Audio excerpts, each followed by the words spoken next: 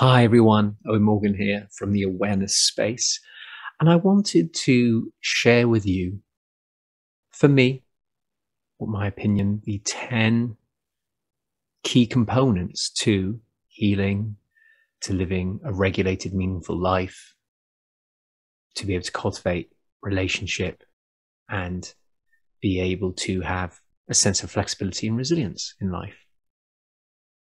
Now, these 10 have come from interviewing 500 plus people, therapists, practitioners, reading lots of books,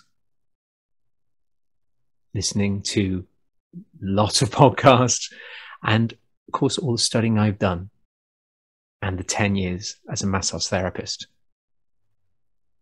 Now moving into the coaching sector, I'm able to call upon all of these things, and I've started to notice a common theme that runs through the majority of modalities that we have: therapy, counseling, group work, self-healing. I'm seeing the same thing come up and up again, and I wanted to share those 10 with you today. Just in brief, obviously, if you want to know more about them in detail, I may start releasing videos, but to be honest, it's better just to sit down. We can work together on this with my coaching. I'll have my groups coming soon as well, where we'll work through these 10 to get a sense. Some I will need to refer to because they're skills that I haven't yet to bring on in a formal education setting. Okay, so let's go through the 10 in brief.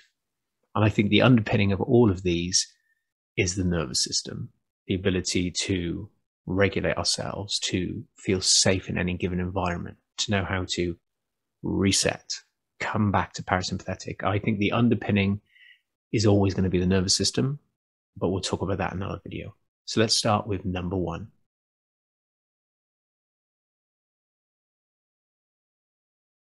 For me, the most important thing over anything is safety. The feeling of safety, the sensations of safety. Your body feels safe, not your brain saying, I feel safe. Your body feels safe, and it's not noticing anything of major danger from external, internal, or something happening in your body. So safety.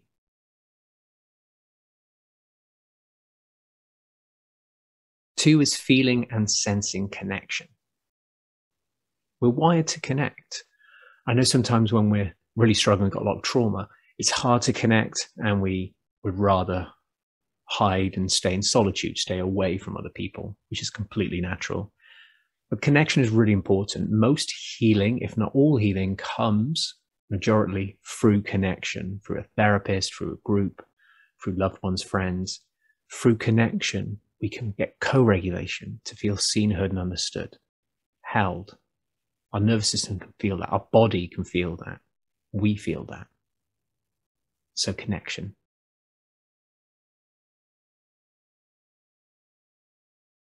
This one's really important, and it's kind of the sense of this flexible and non-resistant awareness at any given moment. So this sense of presence in which you're flexible with anything that comes up.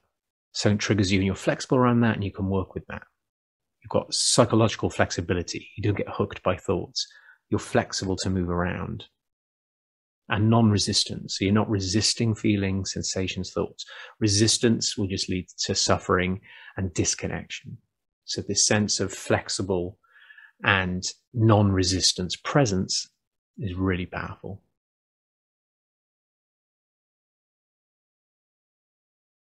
Four is non-attachment. So we get so attached to things that we like or things we don't want to do, so we get attached to the behaviors that mean we avoid. We get very attached to things, and that can be people, tasks, hobbies, goals. This sense of attachment to, I really need this to feel okay. I need this to feel happy. And obviously nothing's permanent, things come and go. So this attachment can lead to a lot more suffering too. Passion's important, and caring about things is important. But when we get fused and we can't let go, that grasping can really affect our body and mind. So non-attachment.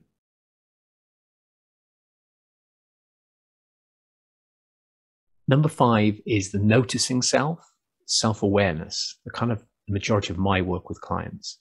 Being able to step back and view your experience of life, how your life's unfolding. In this moment, noticing, wow, I'm feeling a sensation of anxiety. I'm noticing a sensation of anxiety. My whole isn't anxious.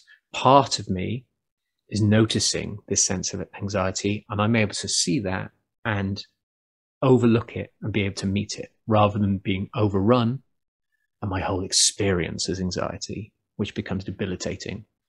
So it's cultivating this sense of being able to sit back and envision your life, see your life unfolding as if you're like watching your life on a stage, but you're playing all the actors, but you're also in the audience. So this noticing self and self-awareness is really important.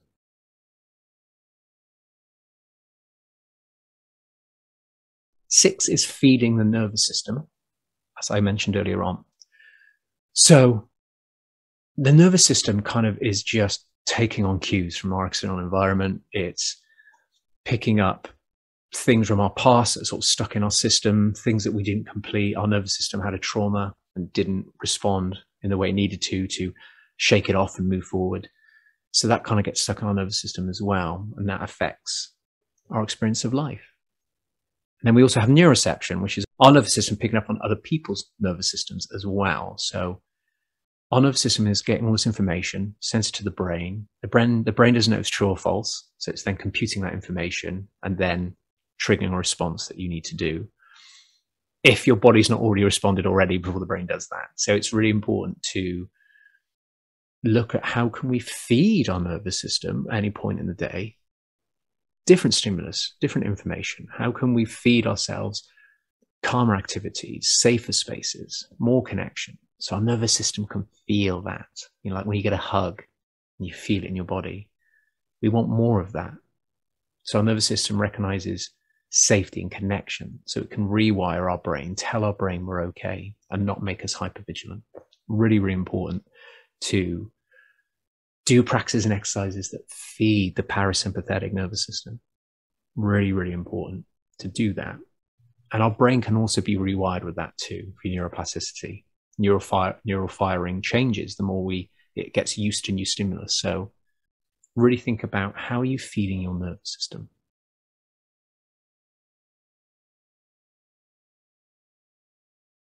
So 7 is actually what I just talked about there, which was neuroplasticity. So it's our ability to rewire our brain. It's plastic. It can always learn and grow. So, you know, we have belief patterns and thoughts and behaviors that may be triggered by neural pathways that we've got sort of regimented in. But we can, through bringing new stimulus into our life, learning, going to flow state, meditation, whatever it may be, that we can feed our brain new information and new stimulus that it can recognize that there's an alternative here, there's something different, and fire new pathways. Because for it to register and create a response, there has to be a neural pathway firing. So we fire new pathways that then cement over time as being something your brain knows. So we can change our brain over time. It takes time, but neuroplasticity is a scientifically proven thing. And it's a big part of the healing journey for me. And I think it's really important.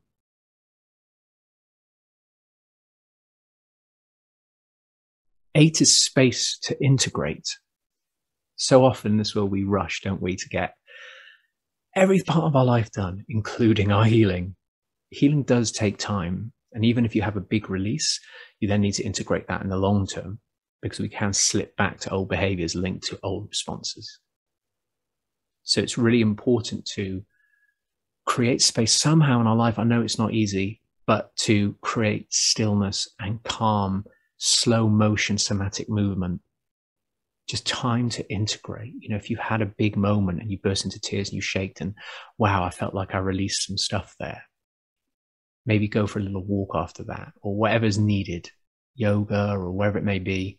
It doesn't have to be these things. It could be play. It could be, you know, going to play with a niece or a nephew or your child, but just time to kind of allow the information to get processed and your body to adjust and regulate to that. It's just really important to, after you have these healing releases, to have space to integrate that in the long term, because these things can trip us up and some of the energy remains and that builds up again. So whatever works for you, I think space to integrate is really, really important. And I know it's not easy in modern day life, but it is a really big part of the healing journey.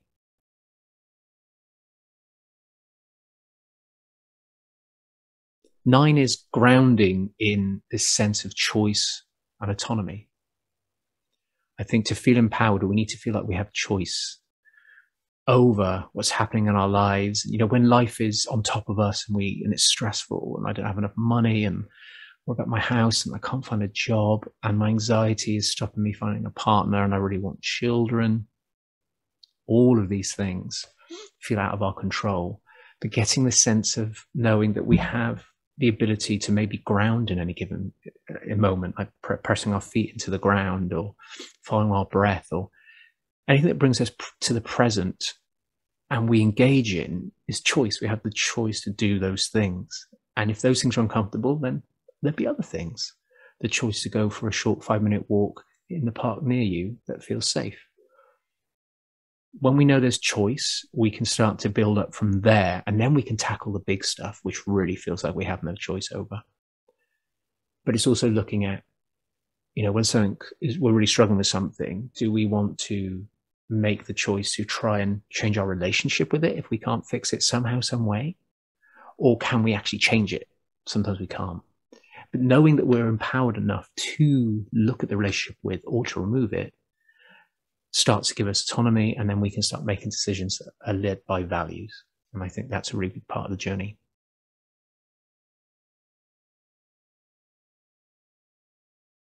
Now, 10 for me is a little bit more out there, I guess, and it's the space outside of the awareness that we have. So if you think about it, you know, our body's a vessel, right? It's skin and bone. Then we've got our brain that's sort of deciding on commands and it learns things, and we can grow as a person. We can have new languages and we can move our body in new ways through sport and exercise. And we have this vessel that our brain is allowed to send signals and release certain hormones and for fertility and all that good stuff.